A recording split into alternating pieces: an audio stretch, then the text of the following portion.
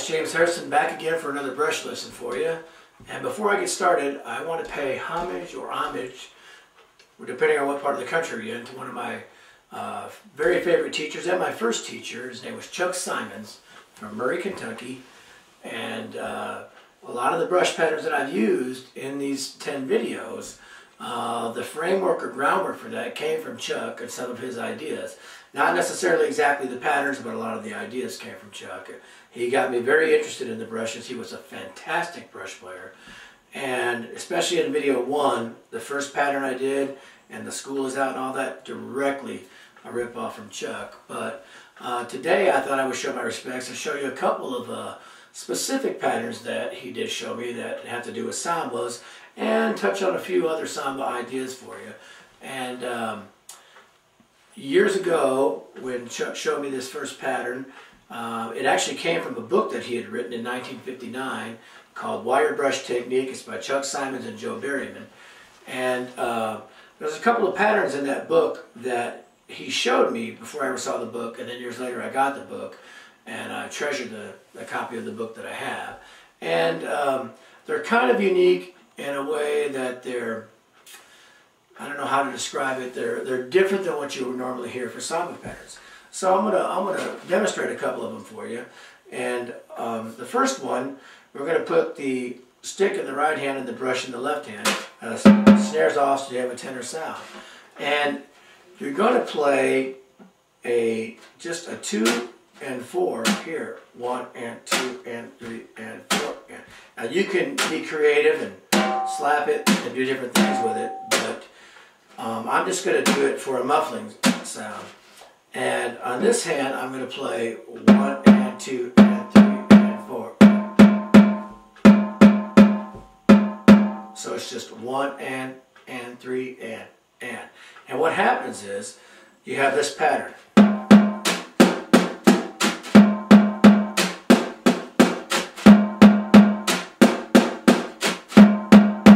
And what you're going to do is play open tone, 1 and 2, muffled tone on the and of 2, cross over and hit the brush on 3 and then 4, and then back on the and of 4 here, and then go over here for your 1 and that would be open. I guess you get this 1 and 2 and 3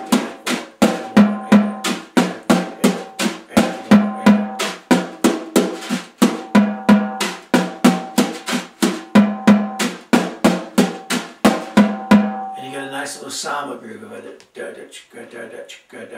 See if I can do that here. 1, 2, 3, 4.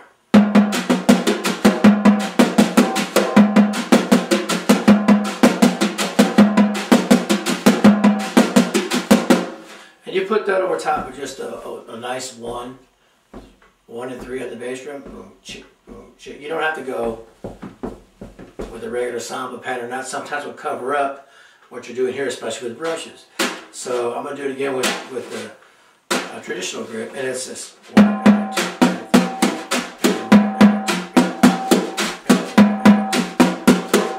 And you can change this. I actually like to muffle the head a lot with it, but again, slowly, it's 1 and 2 and 3 and 4 and 1 and 2 and 3 and 4 and 1.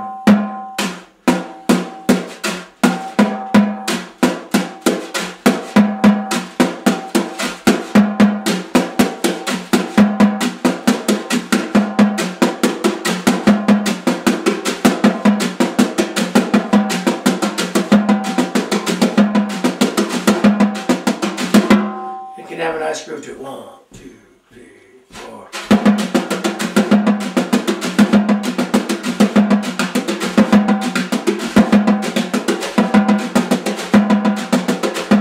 And depending on what kind of pressure you put here, you can do it that way. That kind of gives you a little bit of a buzzy snare type sound.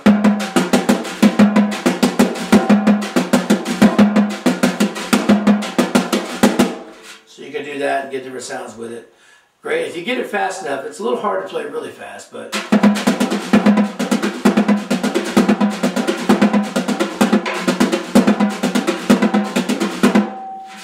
it's got a fun pattern. I actually don't use it a lot, but it's kind of a lot of fun. If I have a gig where I have to play a lot of bossa sambas in a quiet situation, I like to use it because it's just so different. Okay? Another one that he showed me is the rim on one, a rim shot. You kind of want that. I'm going to take this little star off here so the drum will ring a little bit. And it's more of that timbali type rim shot sound. That's on 1. This again is on 2. And then it's and 3, 4, and 1. So 1.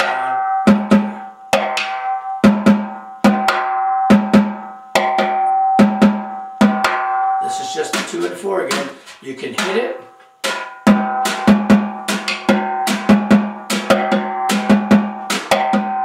What I do is I actually use it as a muffle. Make it.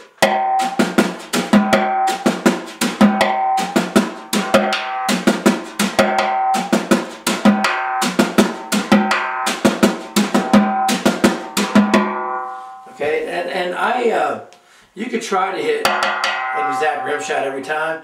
I actually think it sounds more authentic to kind of roll with the flow, hit and miss, whatever. It's, you know, so it's not perfect every time, but it's something like this. 2, 3, 4.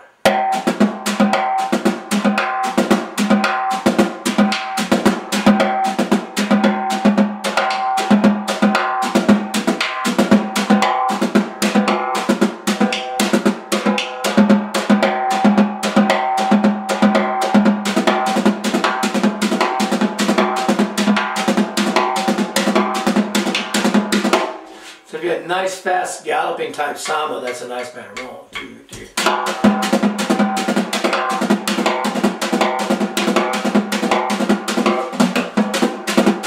right.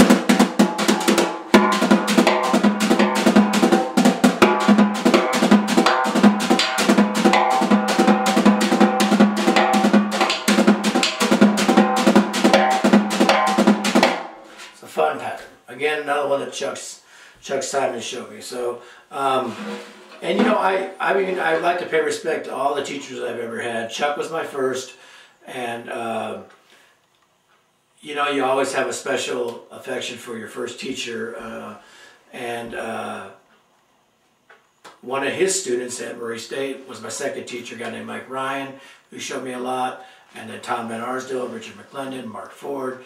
I've had several quick, short sessions with Chuck Silverman and a lot of one-and-done lessons with people as they tour through and stuff like that. But those are the core of the people that I've studied with, but especially Chuck Simon's. If you can ever find a copy of that brush book, you should get it. It's very entertaining, very fun to work on, and I have several recordings of Chuck playing jazz gigs where he never touches a pair of sticks hardly, and it's just a treat to listen to it. So I wanted to share those two patterns. And then a couple of other things that I've come up with when it comes to sambas. And I'm going to switch hands now, and I'm going to play a samba pattern that I like to use that has a little bit of a muffling, sordo type pattern. Usually you get that kind of effect on the sordo on a floor tom. And this works especially well with a timpani mallet, or taking a brush and playing it on the floor tom, you know, closed, open, closed. But you could do that on a snare, and then take your left hand and play a very basic samba type pattern like.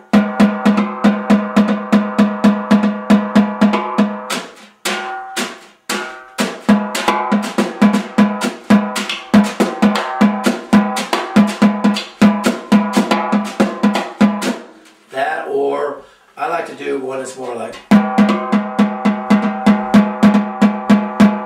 here's the beat, 2, 3, 4, 1.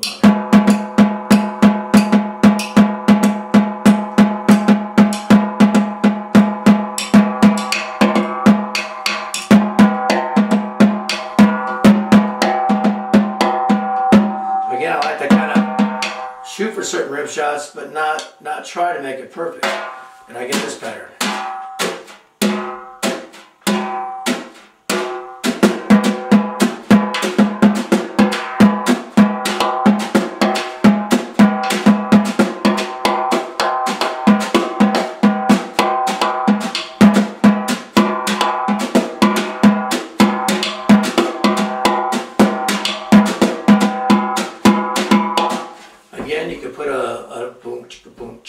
underneath, or a boom, choom, choom, choom, choom, choom, choom, or just a nice like choom, choom, choom, choom.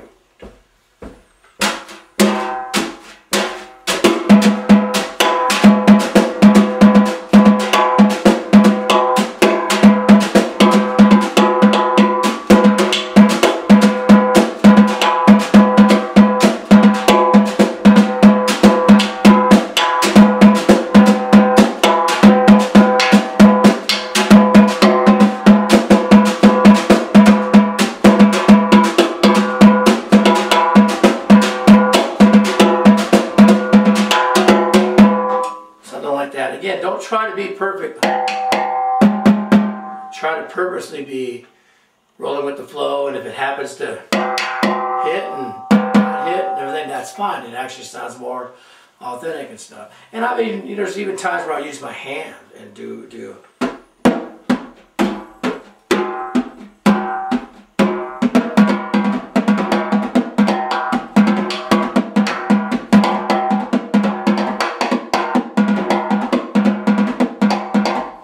You can do that kind of thing and use a brush in one hand and your hand in the other. Or do your that kind of a thing. There's a lot of things you can do with the samba patterns. If you go back to the bossa nova lesson, at the very end of it, there's a few sambas that I played there. If you'll take that, try that along with some of these that I just did here. I'm going to reach for the stick again, excuse me. Again.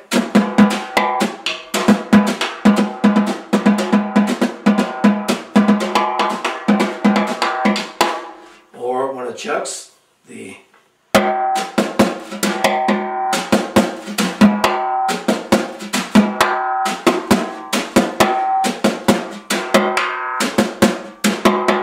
that's exaggerated, it would be like this.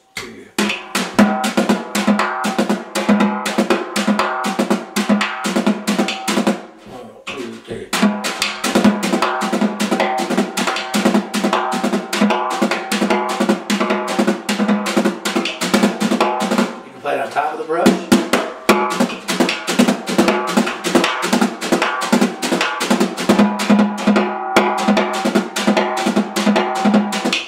Or off the side. And the other one, this actually has a crossing to it. It's 1 and 2 and, sorry, 1 and 2 and 3 and 4 and 1 and 2 and 3 and 4.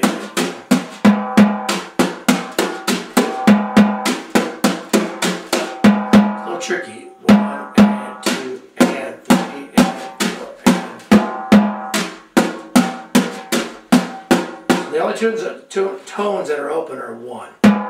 Beat 1 and 2 muffled. 3 and on the brush. 4 and 1 and. So.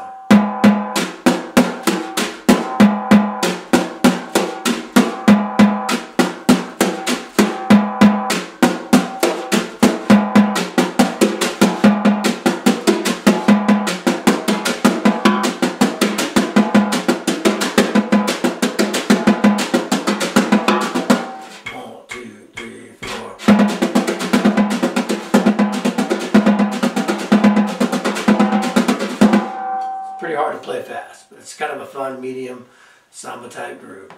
Sit down and try all these and you'll have a lot of fun with them. Again, it just gives you more opportunities or more patterns to explore to throw together your own type of patterns for samba. And because if you ever play a night where you have to play more than one and you only know one pattern, it really can get kind of boring for the listener. And that's what you need to think about the most. Have some fun. Don't forget your Vader brush. See you in the next one.